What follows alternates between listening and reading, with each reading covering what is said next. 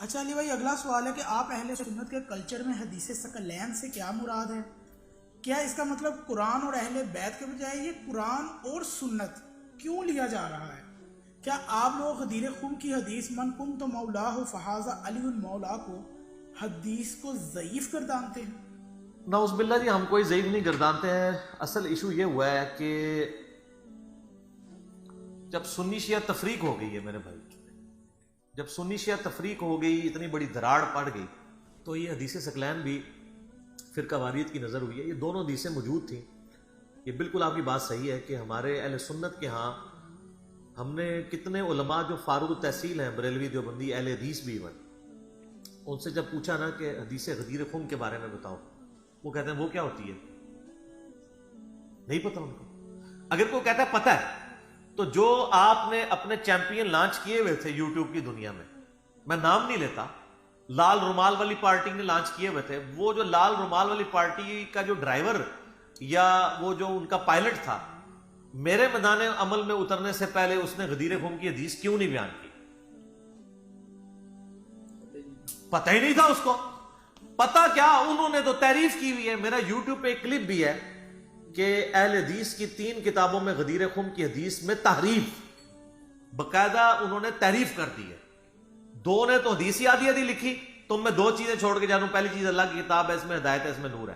آگے چھٹ ہی گئے اور ساتھ نہ وہ حدیث لگا دی، تم میں 2 چیزیں چھوڑ کے جانوں، قرآن اور سنت، تاکہ وہ بندہ پڑھے نا. ادھر اس نے سنت کو نہیں چھوڑا، ادھر ایک نہیں لکھی، دونوں لکھی. جب غدیر خم کی لکھی تھی ایک لکھ کے چھوڑ دیا تاکہ ہم اٹھو مت بیٹھو پتہ بھی نہ چلے. لیکن سر تواڈے تے اللہ نے ایک شاید چھڈی جی پھاڑ لیندی ہے. ہم نے ایچ ڈی کیمرے میں دکھایا، اس کے بعد بڑے علماء سیکھ پاک ہوئے. ان کی عوام بھی بھئی آپ اپنے علماء کے اوپر کریں. اور دوسرا ایک تو پھر اس ایکسٹریم پہ گیا کہ اس نے غدیر خم کی حدیث میں اہل بیت کی جگہ اہل سنت کا لفظ داخل بھی کر دیا. اور نیچے تخریج میں لکھا ہوا ہے صحیح مسلم چیپٹر فضائل علی. تو اس سے پوچھے اس حدیث میں حضرت علی کا ذکر کہاں سے ہے؟ اگر یہ حدیث ہے تم میں 2 چیزیں چھوڑ کے جا رہا ہوں، قرآن اور سنت، تو حضرت علی کا ذکر کہاں ہے؟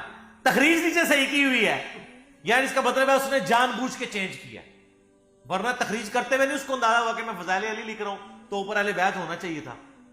تو انہوں نے کیا. لیکن ہمارے جو ائمہ ہیں، یعنی بابے نہیں امام، انہوں نے تو حدیثیں لکھی ہیں. آپ دیکھ لیں کہ جو غدیر خم کی حدیث ہے نا، حدیث ثقلین عربی میں کہتے ہیں 2 بھاری چیزوں کو. وہ مسلم شریف میں ہم نے اپنے منہج پہ بھی لکھا ہے. مسلم شریف میں اوپر تلے 4 حدیثیں ہیں. انٹرنیشنل نمبر کے مطابق 6225 سے 6228 تک. نبی الاسلام نے اپنی وفات سے 2 سے 2.5 مہینے پہلے مکے سے مدینے آتے ہوئے حجۃ الوداع سے واپسی پہ خم نامی گاؤں میں ایک خطبہ دیا. تو وہ اس حدیث میں جو غدیر خم کی مسلم شریف میں آتی ہے، آپ یہ دیکھیں ہماری مین سٹریم کی کتاب میں تھی مسلم شریف کے. تو نبی الاسلام نے خطبہ دیتے ہوئے فرمایا، لوگوں آگاہ ہو جو میں بھی ایک انسان ہوں، قریب ہے کہ اللہ کا قاصد یعنی موت کا فرشتہ میرے پاس آئے اور میں اس کی دعوت قبول کر لوں. میں اپنے بعد تم میں 2 بھاری چیزیں چھوڑ کے جا رہا ہوں. ان میں سے پہلی چیز اللہ کی کتاب ہے. تم اللہ کی کتاب کو پکڑو، اس میں ہدایت ہے، اس میں نور ہے. اس کتاب کو پکڑو، اپنا تعلق اس کتاب کے ساتھ مضبوط کرو. اللہ کی کتاب اللہ کی رسی ہے، جو اسے پکڑے گا وہ ہدایت پہ ہوگا، جو چھوڑ دے گا گمراہ ہو جائے گا. اور دوسری بھاری چیز میرے اہل بیت ہیں. میں اپنے اہل بیت کے معاملے میں تمہیں اللہ کا خوف دلاتا ہوں، اللہ کا خوف دلاتا ہوں. 3 دفعہ فرمایا کہ اللہ کا خوف دلاتا ہوں. امت نے نہ قرآن کو پکڑا اور نہ اہل بیت کو چھوڑا. Point to be noted. Quran کو نہ پکڑا اور نہ اہل بیت کو زندہ چھوڑا. بالکل الٹ اس وصیت کے عمل کیا. یہ آپ نے خطبہ دیا ہے خم گاؤں میں. غدیر کہتے ہیں پانی کا جہاں پہ کوئی تالاب ہو. غدیر خم نامی گاؤں تھا جہاں پانی، جیسے پرانے زمانے میں سفر کرنے کے لیے ایک جناب غدیر خم. پھر آپ دیکھ رہے ہیں وہ ایک ہے تو تالاب اور گاؤں ہی تھا.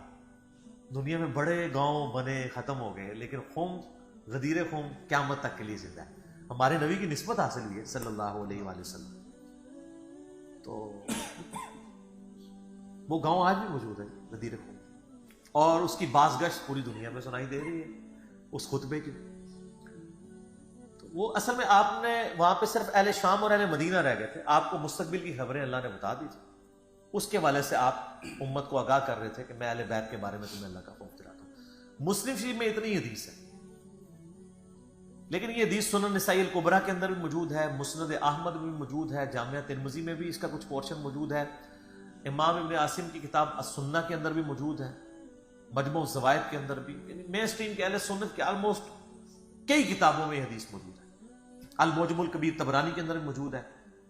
پھر آپ علیہ السلام نے اس موقع کے اوپر مولا علی کا ہاتھ پکڑ کے صحابہ میں بلند کیا اور کہا من کنت مولاہ فہذا علی مولا، اور اس سے پہلے آپ نے آیت تلاوت کی النبی اولا بالمؤمنین من انفسہم وازواجہ امہاتہم، نبی علیہ السلام مومنین پر ان کی جانوں سے بڑھ کر حق رکھتے ہیں اور نبی کی بیویاں امت کی مائیں ہیں۔ پھر آپ نے صحابہ سے پوچھا یار کہ اے میرے صاحب اس آیت کے تحت کیا تم میرا حق ولایت یعنی میرا جو حق ہے تم پر قربت کا وہ مانتے ہو؟ صاحب نے کہا بلا یا رسول اللہ، کیوں نہیں؟ پھر آپ نے فرمایا من کنت مولا، جو پھر مجھے مولا مانتا ہے، مجھے اپنا آقا مانتا ہے، مجھے اپنے جان سے بڑھ کر عزیز سمجھتا ہے، تو پھر مولا علی کو بھی وہ مانے۔ پھر آپ نے اسی حال میں دعا کی اے اللہ اس سے محبت رکھ جو علی سے محبت رکھے، اس سے بغض رکھ جو علی سے بغض رکھے۔ ٹھیک ہے، یہ تو خیر الگ سے صحیح مسلم میں بھی حدیث ہے 240، مولا علی کہتے ہیں کہ مجھ سے نبی امی نے یہ عہد لیا تھا، اس ذات کی قسم جس نے جو ہے وہ دانے کو پھاڑ کر اناج اگایا اور مخلوقات کو پیدا کیا، نبی امی نے مجھ سے یہ وعدہ لیا تھا کہ اے علی تجھ سے محبت نہیں رکھے گا مگر مؤمن، اور تجھ سے بغض نہیں رکھے گا مگر منافق۔ صحیح مسلم 240۔ تو یہاں پر یہ نبی علیہ السلام کی حدیث جو من کنت مولا فہذا علی مولا، یہ پوری کنکلوڈ ہوتی ہے۔ حضرت زید بن ارقم رضی اللہ تعالیٰ عنہ حدیث کے راوی، وہ فرماتے ہیں کہ آقا علیہ الصلوۃ والسلام قام رسول اللہ صلی اللہ علیہ وسلم یوما فینا خطیبا، فرمایا مکہ اور بین مکہ والمدینہ، مکہ اور مدینہ کے درمیان ایک روز آقا علیہ السلام ہمارے اجتماع میں قیام فرما ہوئے اور آپ نے خطاب فرمایا، اور خطاب فرماتے ہوئے آقا علیہ السلام نے ہم سب جماعت صحابہ کو منبر پہ کھڑے ہو کے اپنے خطاب میں فرمایا، یہ امام مسلم روایت کر رہے ہیں، فرمایا انا تارک فیکم ثقلین، اپنی امت کو فرمایا، اور صحابہ کرام آقا علیہ السلام کے مخاطب تھے، فرمایا میں تم میں دو بھاری چیزیں، دو نعمتیں، دو بہت بڑی برکت والی، بھاری وزن والی، ایمانی وزن والی چیزیں تم میں چھوڑے جا رہا ہوں، دو دولتیں چھوڑے جا رہا ہوں، دو عظیم ذخیرے چھوڑے جا رہا ہوں ایمان کے۔ فرمایا اولہما کتاب اللہ فیہ الہدی والنور فخذوا بکتاب اللہ واستمسکوا بہ، فرمایا ان دو چیزوں میں سے پہلی چیز اللہ کی کتاب ہے، قرآن، اس میں ہدایت بھی ہے، نور بھی ہے، لوگوں اللہ کی کتاب قرآن کا دامن مضبوطی سے تھام لو اور کبھی اس سے اپنا تعلق نہ کاٹنا، یہ تمہیں ہدایت اور نور دے گی۔ اور پھر فرمایا دوسری چیز جو قرآن کے ساتھ چھوڑے جا رہا ہوں امت کے لیے، فرمایا اہل بیتی، یہ امام مسلم کی روایت ہے، صحیح مسلم کی، میری اہل بیت، اذکرکم اللہ فی اہل بیتی، اب آقا علیہ السلام 3 بار ریپیٹ کر رہے ہیں، اذکرکم اللہ فی اہل بیتی، اذکرکم اللہ فی اہل بیتی، اذکرکم اللہ فی اہل بیتی، یہ حدیث کے لفظ۔ سوال پیدا ہوتا ہے کہ قرآن کا ذکر بھی تو اوپر آیا تھا کہ یہ قرآن ان دو میں سے پہلی چیز ہے اور اس میں ہدایت اور نور ہے اور اس کا دامن تھامے رکھنا، پیروی کرنا، نہ چھوڑنا، مگر ایک ہی بار حکم دیا، ایک ہی بار قرآن سے تمسک کا حکم ایک ہی بار دیا۔ اب میری بات سمجھ رہے ہیں؟ قرآن سے نور و ہدایت اخذ کرنے کا حکم ایک ہی بار دیا، آقا علیہ السلام نے ریپیٹ نہیں فرمایا۔ یہ نظر نبوت تھی، نگاہ نبوت تھی، وہ دیکھ رہے تھے کہ امت میں قرآن کو منبع نور و ہدایت ہونے کا انکار کرنا، یہ فتنہ بہت زیادہ غالب نہیں ہوگا۔ امناً تعلق بھلا ٹوٹ جائے مگر قرآن کو منبع نور سمجھیں گے، منبع ہدایت سمجھیں گے، اللہ کی کتاب سمجھیں گے، احد الثقلین سمجھیں گے، قرآن سے تمسک ہوگا، اعتصام ہوگا، اس پر اعتقاداً انکار نہیں ہوگا، رد نہیں کریں گے۔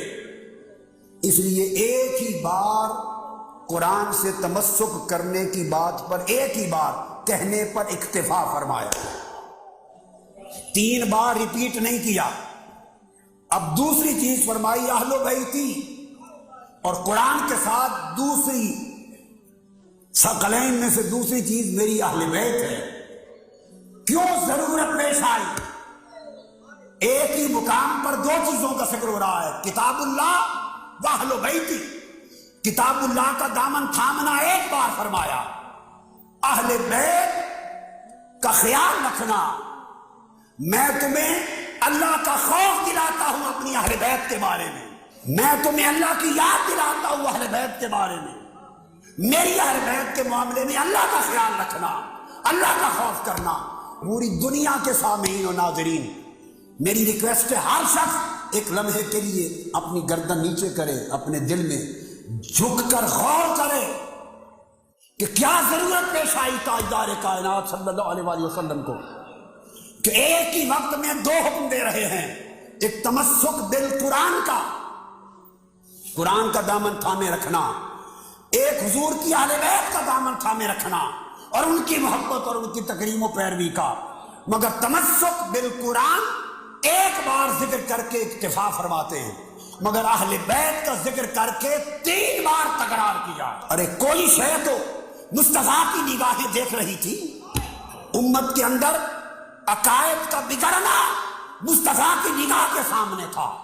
ये खारजी असरात, ये अहले बैत की मोहब्बत का दिलों से निकाला जाना, मोहब्बत अहले बैत से और इज्जत और हुर्मत अहले बैत से दिलों को काटा जाना और इसको तरह तरह के उन्वान और टाइटल देकर हुजूर के गुलामों और हुजूर की उम्मतियों के दिलों से इस मोहब्बत को निकालना, इस फितने को चश्माने मुस्तफा देख रही थी और क़यामत तक देख रही थी कि यह फितना होगा।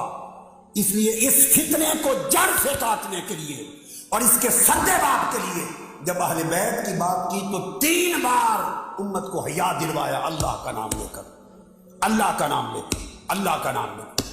अल्लाह के लिए मेरी अहले बैत का ख्याल करना, अल्लाह के लिए मेरी अहले बैत का ख्याल करना, अल्लाह के लिए मेरी अहले बैत का ख्याल करना।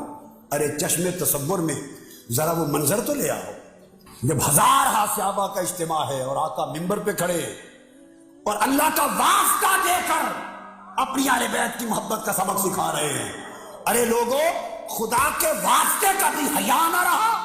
आज मोहब्बत अहले बैत को ताना देना और इसको शीयत बना देना, इसको अहले तशय्यो के खाते में डाल देना और सुन्नियत से खारिज कर देना।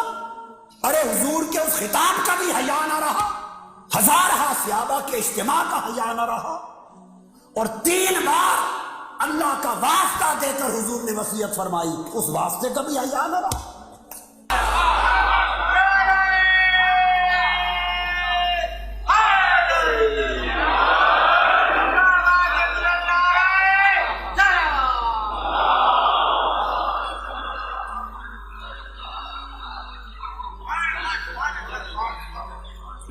मैंने जहमत दी, लेकिन फिक्र को तो आगे जाना है। तो अब समझ में आया कि किताब लावारिस नहीं है, किताब के वारिस के साथ है। अब क्या मैं उस रिवायत को याद दिलाऊं जो मेरे हर सुनने वाले के ज़हन में महफूज है? इन्नी सबको याद है, इन्नी तारिकुन फिकुम मुस्तक़िल है, किताब अल्लाह है वह इतरती मा इन तमस्सक्तुम बिहिमा लन तज़िल्लु बादी वलन यफ्तरिका हत्ता यरदा अलैहिल हौज़। बड़ी मशहूर रिवायत है, बड़ी बड़ी मुस्तनद किताबों में, बात सही किताबों में भी ये रिवायत है। बड़े बेदार लोग बैठे हुए हैं। अच्छा, तो मशहूर रिवायत है, इतनी मशहूर है जिसकी कोई हद इंतहा नहीं। हज़रत ज़ैद इब्न अरक़म रज़ी अल्लाह तआला अन्हु, उनके अलावा दूसरे बुजुर्गों से रिवायत है कि रसूल ने कहा इन्नी तारिकुन फीकुम मुस्तक़िलैन, तो मैं 2 सकलैन छोड़ के जा रहा हूँ। मशहूर रिवायत है, सकलैन बराबर की कीमती चीजें, बहुत तवज्जो, सकलैन बराबर की कीमती चीजें, गिरा कदर चीजें, वो तुम्हें छोड़, इन्नी तारिकुन मैं छोड़ के जा रहा हूँ। ये तारिकुन का लफ्ज ही बतला रहा है कि रसूल की जिंदगी का आखिरी जुमला है, रसूल का आखिरी जुमला है, तारिकुन छोड़ के जा रहा हूँ। भाई वही कहेगा ना जो जा रहा हो। तो रसूल की आखिरी जिंदगी का जुमला क्या है कि मैं तुम में 2 गिरा कदर चीजें छोड़ के जा रहा हूं, एक अल्लाह की किताब, दूसरे अपनी औलाद। अगर इनके साथ रहे तो गुमराही से बच जाओगे। ठीक, बहुत मशहूर रिवायत है, अगर तुम सिलसिले सनद पूछोगे तो मैं घंटे भर तक तो सिलसिले सनद बयान कर सकता हूँ कि कितने रावियों ने इसे बयान किया और कितने मुहद्दिसीन ने इसे नकल किया, बहुत मोतबर है, इस पर एतबार करना। अच्छा भाई, तो अब इन्नी तारिकुन मैं छोड़ के जा रहा हूँ, कुछ याद आया? अल्लाह ने कहा था कुरान में, इन्नी जाइलुन फिल अर्ज़ खलीफा, जाइलुन मैं बनाऊंगा जमीन पर खलीफा।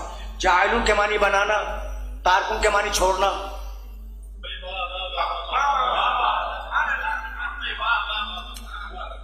मैसेज पहुंच गया? इन्नी जाइलुन बराबर के जुमले हैं ना, एक कुरान का एक रसूल का। इन्नी जाइलुन मैं जमीन पे खलीफा बनाऊंगा, इन्नी तारिकुन मैं छोड़ के जा रहा हूं। मैं तवज्जो रहे, तो रसूल को जाइलुन का हक नहीं है, बनाने का हक नहीं है, छोड़ के जाने का हक है। जो हक रसूल को न मिला वो आपको किसने दे दिया?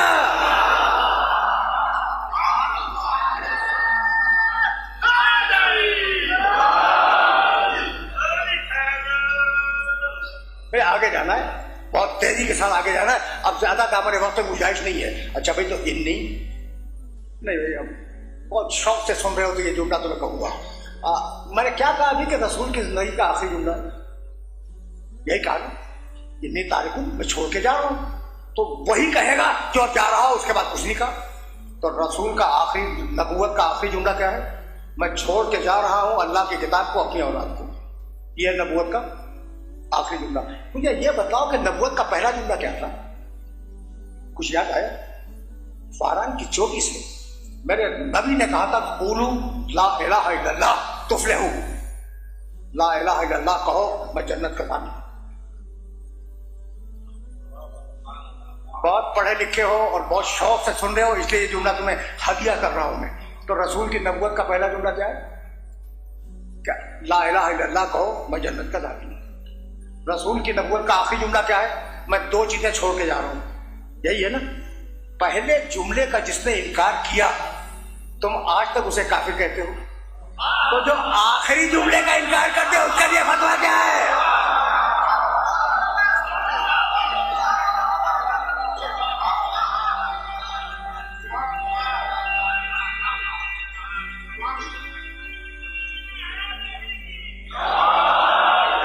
ज्यादा तो आ गए मेरे साथ, अब बहुत ज्यादा जहमत समात नहीं दूंगा, लेकिन रुके रहना, इसलिए कि एक लफ्ज तो डी कोड होना है। इन्नी तारिकुन फीकुम सकलैन, ये सकलैन जानते हो? सकल कीमती चीज, सकलैन दो कीमती चीजें,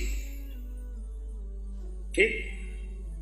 अच्छा भाई, अब मेरी घड़ी है बहुत कीमती और मेरी कार बहुत कीमती, मिसाल के तो दोनों को मिला के सकलैन कह दूं, वो कहेंगे भाई वो घड़ियों में है, वो कारों में, इन दोनों को कहां से जोड़ दिया, तुम नहीं बैठता। अच्छा भाई, तो अब जरा एक बात सुना, सकलैन ज़हन में रखना, दो, ठीक? आराम से सुनना। मैंने शाम को आपसे मुलाकात की और मैंने कहा कि भाई मैं ज़ोहरैन पढ़ना चाहता हूं ज़वाल के बाद। ज़ोहरैन से आप क्या समझते? ज़ोहर और असर, ज़ोहर और मगरिब तो नहीं, या दोनों का मिलाने लगे। अगर मैं कह दूं कि जनाब मैं ज़ोहर और असर पढ़ना चाहता हूं तो ठीक है, ज़ोहरैन है, लेकिन अगर मैं ज़ोहर और मगरिब पढ़ना चाहूं या असर और इशा मिला के पढ़ना चाहूं तो आप कहेंगे भाई क्या ये लग़वियत है, इसलिए कि दो नमाज़ें रात की हैं उनको मिला के कहो मगरिबैन, और ये जो दिन की हैं उनको मिला के कहो ज़ोहरैन। ज़ोहर को और मगरिब को मिला के तो नहीं कह सकते ज़ोहरैन, और इशा को और असर को मिला के ज़ोहरैन कह दो या मगरिबैन कह दो या इशाइन कह दो, ये मुमकिन नहीं है। तो जो मिजाज के एतबार से दिन की हैं वो एक साथ आएंगी, जो मिजाज के एतबार से रात की है वो एक साथ आएगी। तय हो गई बात? अब जरा और करीब हो जाऊं मैं। सित्तैन, दो नवासे, रसूलुल्लाह के जो दो नवासे हैं सित्तैन कहलाते हैं, सित्तैन। अच्छा, उनको हम हसनैन कहते हैं, दो हसन, ठीक है ना? तो भाई अब अली को और हसन को मिला तो हसनैन नहीं कह सकते आप, ये मिजाज अलग है, वो बाप है ये बेटा है। तो जरूरी है कि जब दो मिलाए जाएं तो दोनों का मिजाज एक हो, दोनों की तीनत एक हो। इन्नी तारिकुन फीकुम सकलैन, जो मिजाज कुरान का है वही मिजाज आले मोहम्मद का है।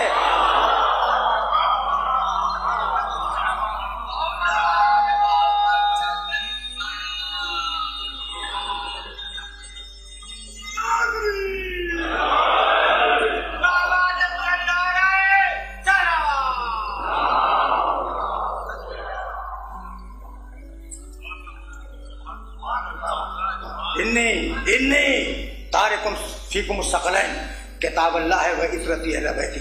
میں تم میں دو برابر کی گرا قدر چیزیں چھوڑ کے جا رہا ہوں, ایک اللہ کی کتاب, دوسرے اپنی اولاد.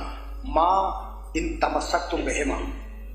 اب یہ جملہ بھی تمہیں کہہ دوں تو بہتر ہی ہے. ماں ان تمسکتم بہما, بھئی یہ کن سے گفتگو ہو رہی ہے؟ رسول فرما رہے ہیں, تو جو رسول کے زمانے کے ان سے بات ہو رہی ہے. ماں ان تمسکتم بہما, میرے دوستو سنو, اگر ان کو تھامے رہے لن تضلوا بعدی, میرے بعد گمراہ نہیں ہوں گے. اگر ان کے ساتھ رہے گمراہی سے بچ جاؤ گے. تو یہ کیوں کہا رسول نے؟ گمراہی کا امکان تو تھا. سمجھ بھائی جب رسول کہے کہ تم اگر ان کو تھامے رہو تو گمراہی سے بچ جاؤ گے, امکان گمراہی ہے نا, خطرہ تو ہے گمراہی کا. تو جن میں خطرہ ہو گمراہی کا آپ انہی کو امام بنا کے بیٹھ جائیں, یہ کون سی منطق ہے؟ سمجھ رہے ہو بات کو؟ بھئی اگر یہاں تک آ گئے تو اب ثقلین کو قیامت تک جانا ہے. لن یفترقا, یہ دونوں الگ نہیں ہوں گے. حتی یرد علی الحوض, یہاں تک کہ قیامت کے دن 7 حوض کوثر پہ آئیں گے.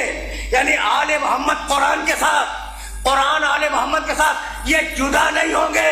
تو اگر آج کوئی, بھائی توجہ رہے, یہ جملہ اگر پہنچ گیا تو میری آج کی محنت سوارت ہو گئی. لن یفترقا, قرآن آل محمد سے جدا نہیں ہوگا, آل محمد قرآن سے جدا نہیں ہوں گے, قیامت تک ساتھ رہیں گے. تو اگر آج دنیا میں قرآن موجود ہے تو آل محمد کا کوئی امام یقیناً موجود ہے.